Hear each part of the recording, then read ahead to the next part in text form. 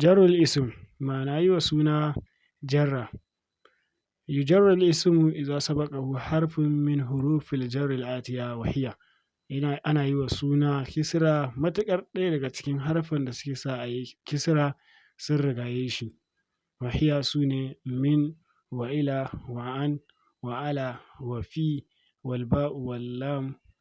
Wa'innan harfan su ne suke sa a yi kisra, to idan suka rigayi suna suna sa a yi masa kisra. Min ila an ala fi ba lam. Al'amsila misalai nazala al-mataru minas sama'i a madadin a ce sama'u ruwan sama yana saukowa daga sama.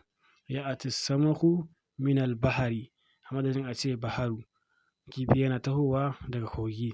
Sa'a al-jaishu ila al-maidani a madadin a ce maidanu runduna tana tahowa daga tana zuwa fili, ma'ana rundunar yaƙi ce ko ta me suna zuwa fili. Saratil mashiyatu ilal haƙali a madadin a ce haƙal sai a ce haƙali. Shanu suna tafiya zuwa gona. Sai na gaba aka ce nazalal jindiyu anil hisani a madadin a ce hisani. Sojan yana saukowa daga kan doki. Yazhabul khawfu ani ɗifili a madadin a ce ɗifili. Tsoro yana tafiya daga jariri.